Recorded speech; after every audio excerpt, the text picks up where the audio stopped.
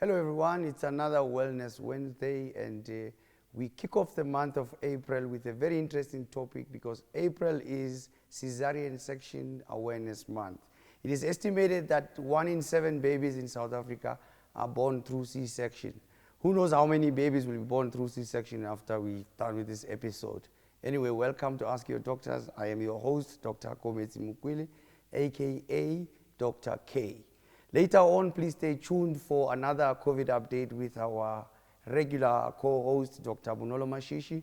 But now we have to announce to you the special guest we have today. It's another special black lady in the name of Dr. Randy Lamfel. Is that right, Doc? That is correct, Dr. K. Yes, she is a registrar in the obstetrics and gynae field, and welcome, Doc.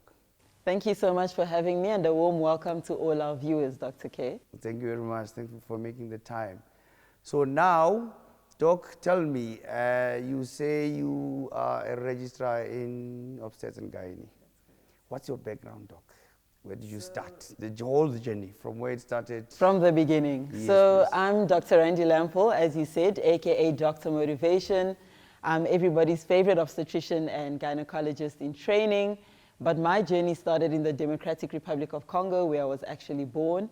And I moved to Southern Africa quite early in my childhood. And medicine for me has always been a part of the journey. So growing up in a Congolese household, at that time, you know, there were really only 3 degrees that mattered. There were only 3 degrees that were valued. And that was either you're going to be an engineer, or you're going to be a doctor, or you're going to be a lawyer. So early on in childhood, it was already embedded in me that medicine was the way to go. So that's what my parents instilled in me. And I always say that repetition deepens the impression. So the more someone tells you something, the more you start to believe that thing. So I believed in medicine. I believed in the dream. I believed that it was valuable. I believed that I would be elite and that this is the journey that I would follow. And I actually went into medicine to do pediatrics. At the time, I really wanted to do pediatrics. But obstetrics and gynae really tugged at my heartstrings. And if you think about it, Dr. K, there's nothing like obstetrics and gynecology. It's the only discipline where you're dealing with 2 lives at the same time, and that is so beautiful. It's also the only discipline where we bring new life into the world. So obs and gynae for me has been absolutely amazing, and from the beginning of time when I started practicing, it's just been tugging at my heartstrings, and I have no regrets since the beginning. So much passion. Absolutely, absolutely. Tell me, while we're there, what's the difference between the two? Okay, so the difference between obstetrics and gynecology, so it's 1 degree. So you cannot do obstetrics and not do gynecology. So when you qualify, the Colleges of Medicine of Southern Africa will give you a degree for both obstetrics and gynecology. But obstetrics is the study of pregnant women and childbirth and labor and the postpartum period, whereas gynecology is the study of the reproductive health system of the female as a whole.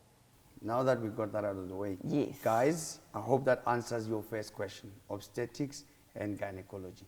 Obstetrics and gynecology. Anyway, for any questions that you actually didn't manage to get through our social media, do go ahead to our website as well as Facebook and Instagram and ask a lot more, because who knows, any questions that we don't manage to field here, we will manage to field in future episodes. Our website address is askyourdoctors.co.za. When you get to the website, do look for a part where you can give us questions. And if you are interested in following up with our specialists and guests that have been on the show, you can go to Find Your Doctors, and then you can maybe book your appointments there. In any case, Doc, let's get right to it. Remember, this is a show about questions from our audience. So we will be fielding a lot of questions from Facebook and other social media platforms. Now, one question here says, what are the pros and cons of giving birth through C-section versus birth canal?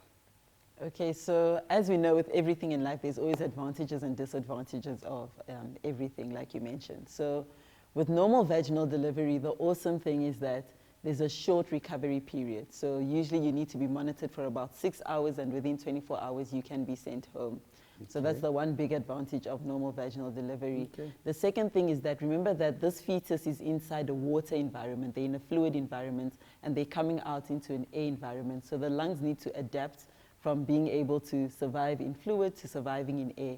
So while the baby is passing through that birth canal, it helps with that adaptation. So once the baby is born, it helps with the fetal lung adaptation, and the baby is able to breathe and take their first breath, and they do really well via So the slower it normal vaginal happens, delivery. more advantageous for the baby to adapt. Absolutely. So that process of giving birth helps the lungs to basically go through that process and to adapt into the new environment. Awesome. The problem with normal vaginal delivery is that it can be long, it can be grueling, it can be gruesome. Okay. It's literally, you can literally be in the active phase of labor for more than 8 hours, and you're not sitting there, you know, having popcorn and enjoying. It's painful, it's pain, you know, and you really need to be mentally prepared and mentally ready for this. And while the baby is passing through that canal, there are things that can go wrong, you know. You can have obstructed labor, so you're in labor for a long period of time and this baby is not coming out, and you still end up going for cesarean section. While that baby is passing, you can have tears of the perineum. The tears can be so extensive that you actually need to go for surgery to repair the tears. There's a lot that can go wrong. While the baby is going out, the baby can be stuck, the head can come out, the shoulder is retained. There's a lot of things that can happen that can go wrong during vaginal birth. Our next question, Doc, comes back to, I know you will finish this one. It comes back to, so the decision to go to C-section or natural birth is not actually based on fashion and preference. It's supposed to be a clinical decision. Dr. K wants to get me in trouble here. So basically, you know, Dr. K, in life and in general, there are usually organizations and bodies and corporates that essentially govern the way that we do things. So it's the same with obstetrics and gynecology. So the American College of Obstetrics and Gynecology is one of the bodies that basically help us and give us advice on what is the best practice for our patients. So they say, and I quote, they say that the most safe and appropriate way for you to deliver with no maternal or fetal indications for cesarean section is via normal vaginal delivery. So to break that down, what they are saying is that if you can push, you must push. But in the same breath, they say that it is medically and ethically appropriate for you to do a cesarean section on maternal request if the patient fully understands the advantages and the disadvantages. So we call it informed consent. So you are agreeing to do this thing, understanding that there are advantages and disadvantages that are involved. So we don't have enough studies that are telling us, okay, these women who just decide that they want to go for Caesar, they do worse off than women who go for normal vaginal delivery. But they are saying that if you can counsel your patient and your patient can understand, then you can proceed with the cesarean section. The problem with that is, Dr. K, when someone is 9 centimeters dilated, you can't now be having the conversation about a cesarean section. The pain is through the roof. This person cannot communicate. They cannot understand at the level of somebody who's calm in antenatal clinic, and you can explain. So these are conversations that need to be had during your antenatal visits. You mean the 9 months? During the 9 months. You have lots of time. 9 months is almost a year, right? You have lots of time to talk to this patient. So during that time, you need to really establish rapport and decide what are we going to do with this pregnancy and what are all the options that we have in front of us. You know, ethics to one side for now. What I was saying is, forget what the organizations, governing bodies say. What I'm saying is, I cannot feel fashionable and say I opt for C-section as a patient. I need to have maybe 80% of that decision be made with the doctor's educated point of view in mind. That's what I was trying to say. So absolutely. So you need to take everything into consideration with you and your doctor, because you might find that you don't actually have an option. The condition that you have to go for cesarean section anyway. So it needs to be a discussion with you and your doctor, and we decide what is best for you. And contrary to popular belief, not all C-sections happen on the 15th of December when doctors are about to go on holiday. Absolutely not. Absolutely not. No, that's reassuring. You see, that's why you're here. Anyway, we have some questions on Facebook here. Some people write long text, so it makes it difficult for us to read them. But it's fine. It's questions that were done with good heart anyway. Dr. K, before we move on, can I finish on the cesarean section point? Because we're talking about the advantages and the disadvantages of the two different types of delivery. So with cesarean section, the nice thing is that it's organized, it's planned, you know the dates that your baby's going to be born, you can prepare, you can go to theater, and it's all la-di-da. The problem with cesarean section that people, I think, don't really realize is that it's a major operation.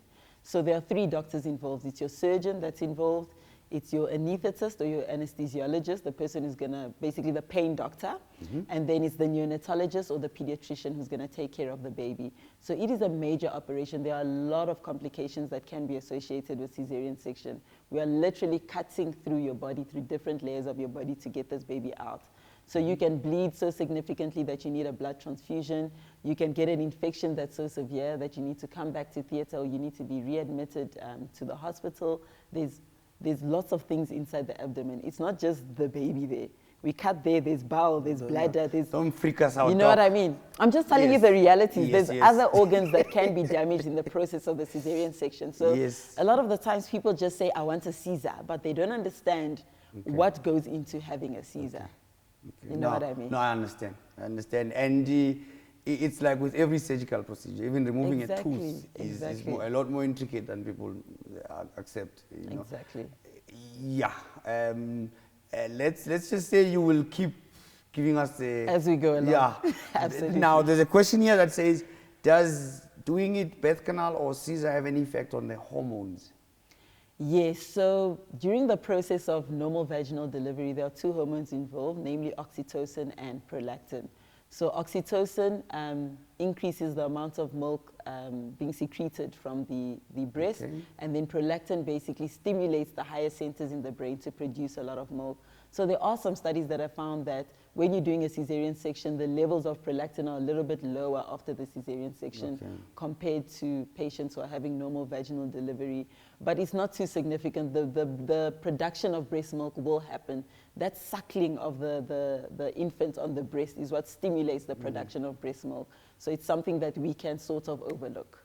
We've already handled the next one that says, do women have a choice in this? So what you're saying is over the 9 months, they must research as much as possible, ask as many questions of the specialist as possible, and make an informed consent. Absolutely. Can I just add on to that, Dr. K? So I currently work in the public sector. In the public sector, we do not do cesarean section by maternal choice. We only do cesarean sections with clear indication for why you're going for Caesar. But in the private sector, it's a little bit different, where you have a little bit of leeway as to how you want to deliver. Common cases where C-section is clinically indicated? So there's a lot. So if you think about it, I told you that we're dealing with two patients. So there's a mother and then there's a fetus. So there's maternal reasons that you might need a Caesar, and then there's fetal reasons that you might need a Caesar.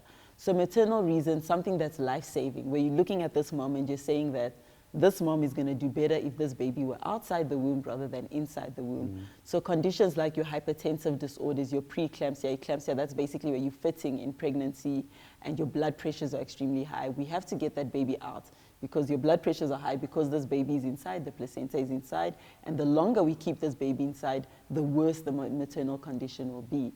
There's another condition called antepartum hemorrhage. So if mom is bleeding profusely, what do we have to do? She's going to bleed to death, so we have to take that baby out regardless of the gestational age. Whether you're preterm, whether you're postterm, that baby has to come out.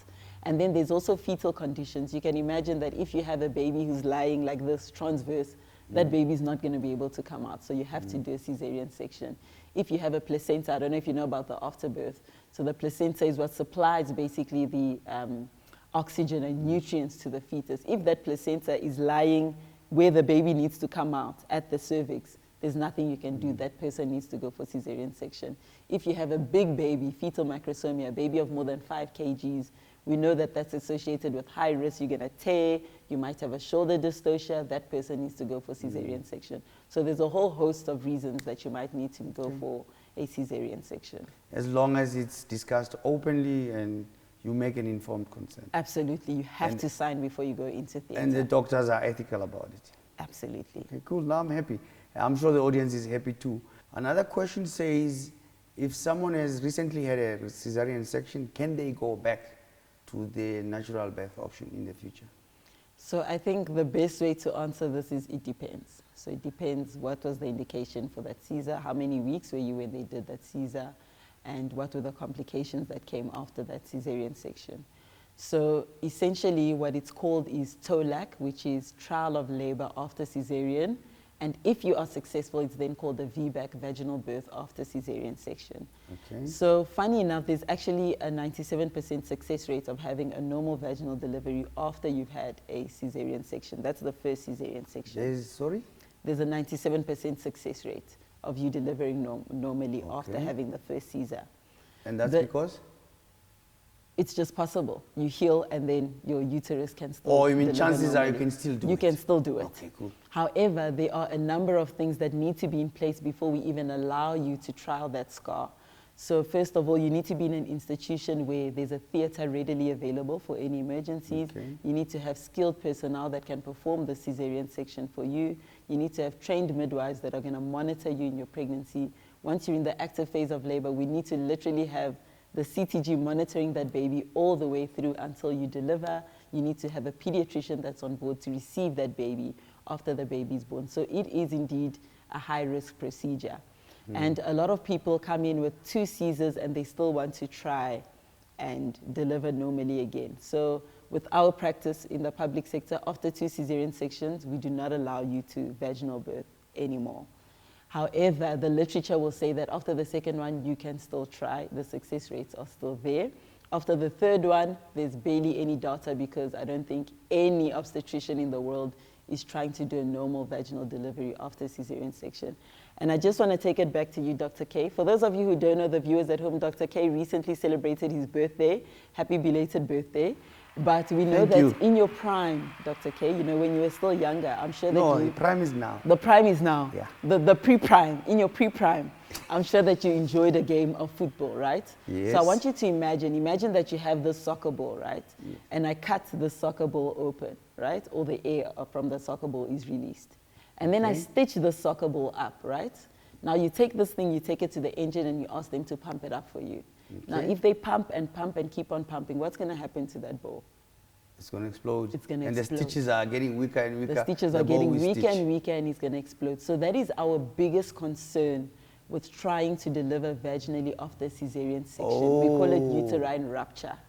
So meaning the history of stitching a few times makes the tissues a little weaker. Exactly. So chances of when you push for vaginal birth, it might...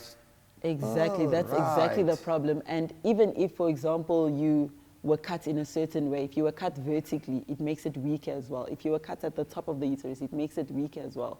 So that's why we need to take a good history so that we understand, so that we lower the risk of uterine rupture. Because if that uterus ruptures, what's going to happen? That baby is going to shoot out of there and be floating inside the abdomen. There's no blood supply there, and it's just going to be adverse events for both mom and the baby. So the biggest worry is that uterine rupture that we worry about, and that's why you need to be in that controlled environment, and that's why after 2, 3, 4, 5 Caesars, we shouldn't even be talking about trying to deliver normally. Brings us to the next question. But ladies and gents out there, please do as much research, do as much consultation with your specialist as possible.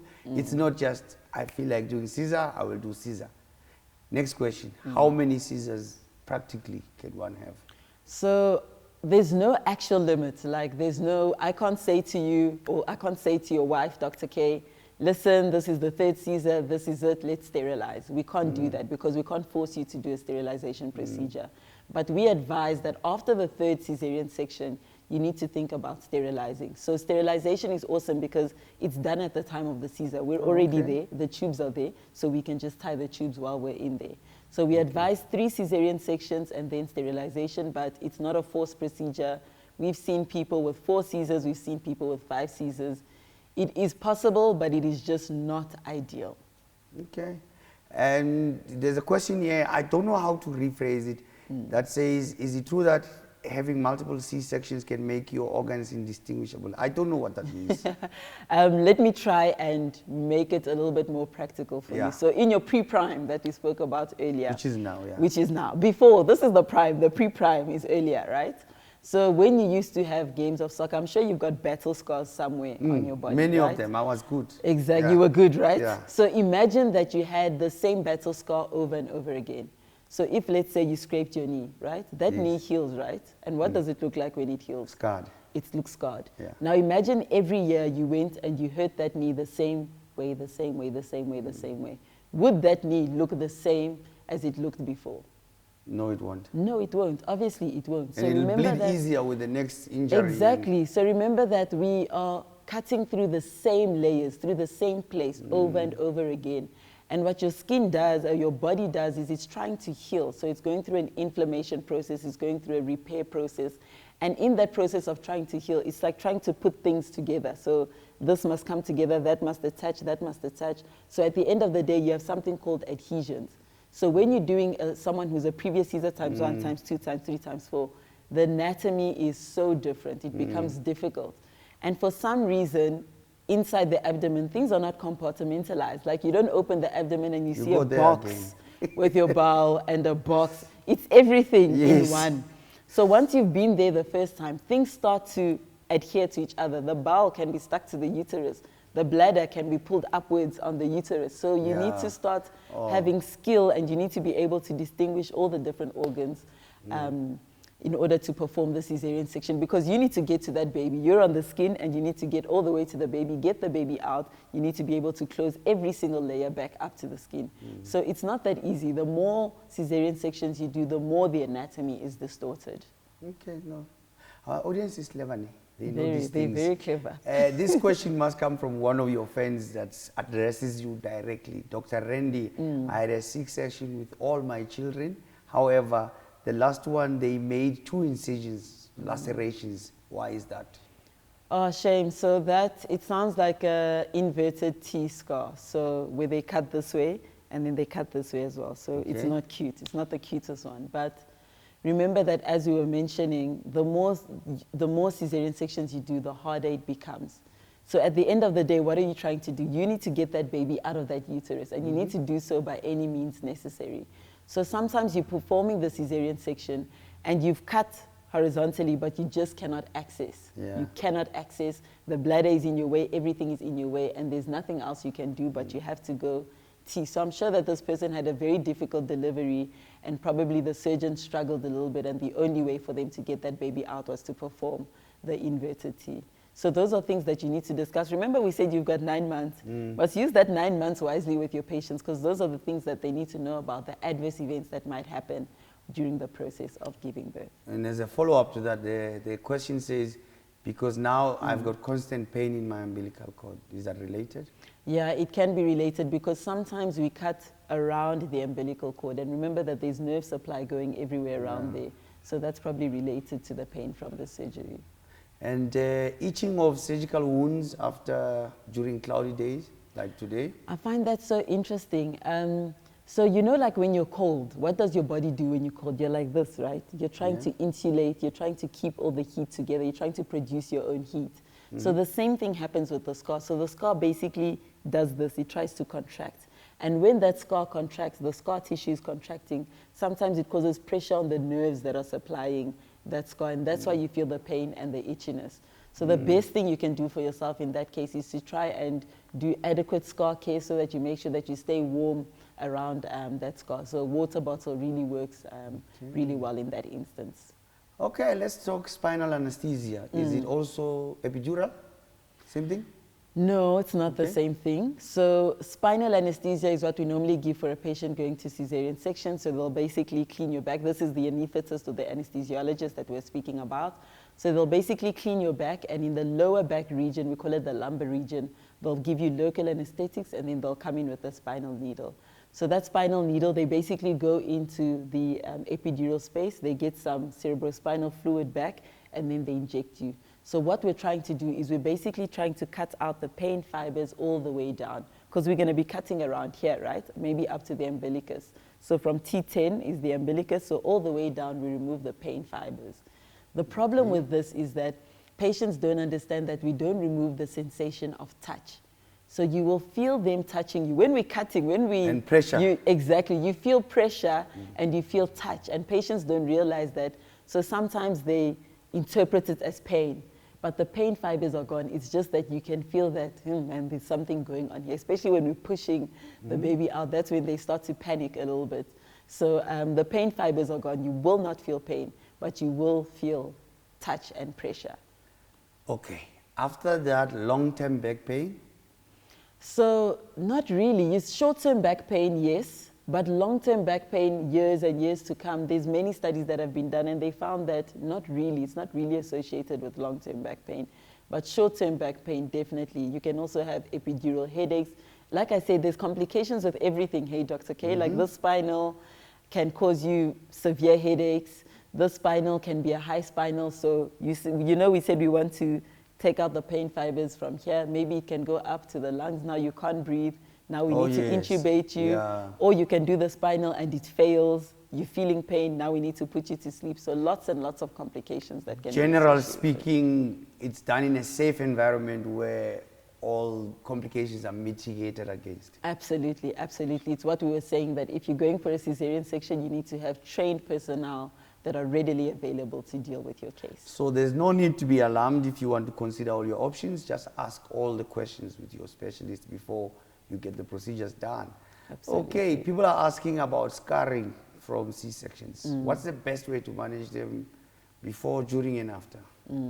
So, I mean, there's something called a keloid. I don't know if you've heard about a keloid, which is like this heavy melanated scar that some people get. So we all heal differently. You know, the process of healing for you and the process of healing for me is not the same.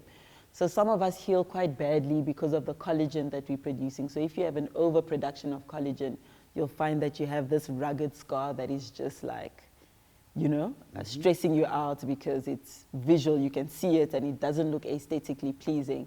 So a lot of that has to do with your collagen overproduction and not so much with the operation. However, how your doctor closes the wound also matters. So there's different types of skin sutures that you can make, rather. So there's something called a subcutaneous stitch, which means we're doing it under the skin first. So that subcutaneous stitch is awesome because it makes it just opposes the skin like this, and it just and then looks there's the beautiful. Stapler. There's the stapler that you can use. I know the stapler, yeah. And then you can just use a normal non-absorbable stitch. So all those different methods will also give you a different type of scar. So another thing that you need to discuss with your doctor earlier on, I think subcutaneous generally for aesthetic purposes is the best one that you can do because the healing is so much better. But always keep in mind that your healing and your neighbor's healing is not going to be the same. Yeah. And you mentioned that in terms of what you can do afterwards. So aesthetic doctors actually work on scars and work on scar tissue and keloids. So you can visit an aesthetician who's going to help you to essentially make that scar look as best as it can. I also struggle with these words, Doc. It's a struggle. It's a struggle, hey, English. We're about to go viral with our clinical virologist, Dr. Mashishi. But before that, they ask, you mentioned something earlier on about it's quicker to recover from normal birth. What about C-section on average? How long does it take? So you just answered a bit of it. Yeah. That it depends on the surrounding circumstances. But on average, how long does it take? So normally after the operation, if there are no complications, you're kept in the hospital for 48 to 72 hours, which is 2 to 3 days, where we're monitoring you, we're monitoring your blood pressure, we're making sure that you're not bleeding, we're making sure that your abdomen is not distending, we're making sure essentially that there's no emergencies that require us to take you back into theater. So after the 3 days, we send you home, and the recovery period is at least 6 weeks. So for 6 weeks, we need you to essentially be trying to recover and trying to heal. But once again, your neighbor and your healing is not the same. Some people take longer, some people take shorter periods of time. Is it safe to say, because there's a wound, it's slightly longer for C-section? Absolutely. And it's not just a wound, it's like layers, you know, Dr. K. Like we're cutting through the skin. The we're going up until the uterus. So it's all you're seeing is the wound on top, but it's been cut everywhere, and all those layers need to I must say, often these scars look very, you know, like there's nothing. Small scar. Small scar, usually, yes. So I commend the people that do this work. So kudos to you, Doc. So I just wanted to ask, before we go viral, tell me something. What's the story with what's the medical relation of the towel and the troubled child when you get home? What's the correlation between that? So basically, I don't know. I think we put a lot of pressure on ourselves, you know, as women. Now you've delivered this baby. Now you want your stomach to basically go back to what it was prior to delivery, and it's a little bit impractical. But it's your mother-in-law, not just yourself. It's your mother-in-law. She's going to come with that towel, and you must just wrap that towel if you don't want any Okay, trouble. we must do it. You must just do it if you don't want any drama. But medically, we don't really advise that you need to wrap your uterus up. This uterus was small like this. Yeah. And it went up to about 40 centimeters to carry this baby. And then you wanted to go back. Guys, give yourselves a break. Yes, we also wanted to go back. We wanted to go back, but we need to take it slow. You need to be, you know, forgiving with yourself. Give yourself a chance to heal, you know.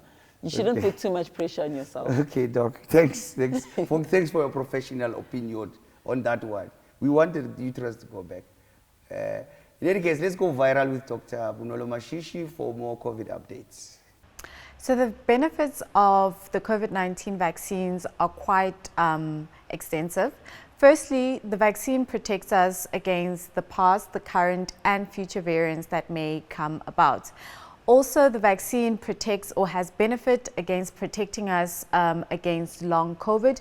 As you may know, long COVID is something people struggle with, having been naturally infected with COVID-19. Welcome back, guys. We're still hanging out on Ask Your Doctors with our lovely Dr. Randy Lamfel. Doc, thanks for sticking around. Now we're going to handle the myths. Okay. Thank you, Dr. Mashishi. Always insightful. There's a few myths that you probably have come across in your field. Do you have any? Because I have my own. One comes from the crew. Always the crew encroaching, but it's fine. But they got the juicy myths anyway. Absolutely. I think one myth that is quite common, particularly in the African communities, is that if you don't undergo normal vaginal delivery and bear the pain of having this child, you're not considered a real woman in the community.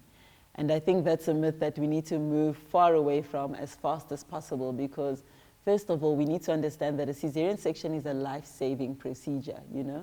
There are times where you actually don't have a choice. In order for you and your baby to survive, you need to go for a cesarean section. Secondly, there is no easy way to give birth. I think you just need to understand that once that baby is inside you, getting the baby out, you're gonna have to go through some sort of journey. There will be pain involved. And trust me, if you wanna try cesarean section, you can go for it. Trust me, there is pain involved. So I really think that we need to respect women for the fact that you've given birth, no matter which method you've used, you've gone through the process and you've earned the title of being called a mother. Pregnancy is difficult on its own. Whether it's month 1, month 4, it's difficult. And from me, I would say there is clinical indications for C-sections. Exactly. And there are options. Exactly. So we need to consider all options on the table. And I would be the last one to judge. I know pregnancy is a difficult thing. In any case, there's another myth that's going around, but you did answer a little bit, that sometimes the mom might produce less milk when they have undergone cesarean section. You answered it before. Can you go through it again for us, please? So the production of breast milk and breastfeeding is really, it's not that easy, hey? I think people have this idea that, oh, it just happens naturally, you put the baby and it's just gonna flow. But it can be a very difficult process to initiate. So we did mention that after cesarean section, they found that some of the hormones are in a lower amount than after NVD. So that can make it a little bit difficult. Okay. But breastfeeding in general is a difficult procedure. And that's why the World Health Organization has what they call the 10 steps to successful breastfeeding. Okay. So every organization that has women who are coming to give birth should essentially be using these 10 steps to help facilitate the process of breastfeeding. And one of the things that they say in these 10 steps is that you should help the mother to initiate breastfeeding, because it's that initiation that can be very difficult. So when you help her, you need to teach her how do you hold the baby, because there's a specific position to hold the baby so that the baby can latch onto that nipple and so that the breast milk can be produced.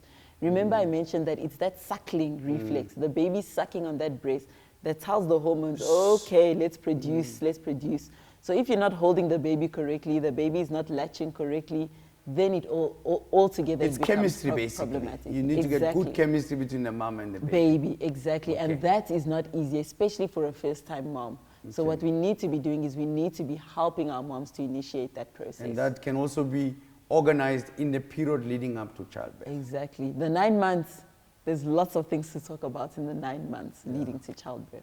Okay. So there's not much of a difference except... No, not really. You just need to, you need the help. You need to initiate it. You need to get that process going. The body knows what to do. You just need to you know, get the steps going for the body to produce that milk. The and for last baby to- juicy myth before we let you tell us where the audience can find you.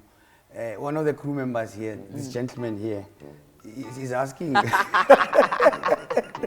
does either mode of childbirth, whether C-section or vaginal childbirth, affect adversely or otherwise intimacy afterwards? So you can imagine that there's this head. Should I imagine really? Imagine, I need everybody, even the viewers at home, to imagine. All right. There's this head, right, that's passing through the birth canal. The head is big, isn't it? But remember that you have muscles, you know? So what do? They expand. And contract. And then yes, exactly. So these muscles expand because that baby needs to come out. But when the time comes, The contraction happens. they contract, they come back together, and they do what they need to do. However, you must remember that there's some people who actually sustain severe injuries. So if you have a perennial tear that like cuts all the way through into the anus, that's a different story. Because now what that means is you're open all the way through and you need to be stitched. But you in guys order sort for- that out, We right? sort that out for you. We sort that out for you. So it shouldn't be a problem. Please let the gentleman know there's nothing to sir, worry about. Sir, chill. It's okay. It's only childbirth. It's only childbirth. Everything will so- come back together. So, Doc, where do they find you? Okay, On so, your socials? sorry, should I speak to the camera? or Speak should I to all of us, Doc. I must speak to Everywhere. everyone. You can speak to them. Okay, so you can find me on Instagram. It's at Dr_Randy Lamfel. That's at Dr_RANDY LAMFEL. And I look forward to welcoming you all to my community. And you must follow Doc. They must follow you, Yes, right? they must follow me, they must DM me, they must ask me questions, they must follow all my educational videos. I think that where there is a lack of information, there's an abundance of misinformation. So make sure that you stay plugged and that you're receiving the necessary information that you need so that you can make informed decisions for yourself. Thank you, Doc. We look forward to having you come back. Remember, guys, you can also find Dr. Randy on our website under the button that says askyourdoctors.co.za, and at the button that says find your doctors. And over there you will also find other experts that have been with us in the past. And while you're on YouTube, remember to share widely, like as much as you like, and please remember to subscribe so that you are the first one to receive notifications when there's an episode coming up. Okay, we all get them at the same time, but you are still first. Until then, keep asking away.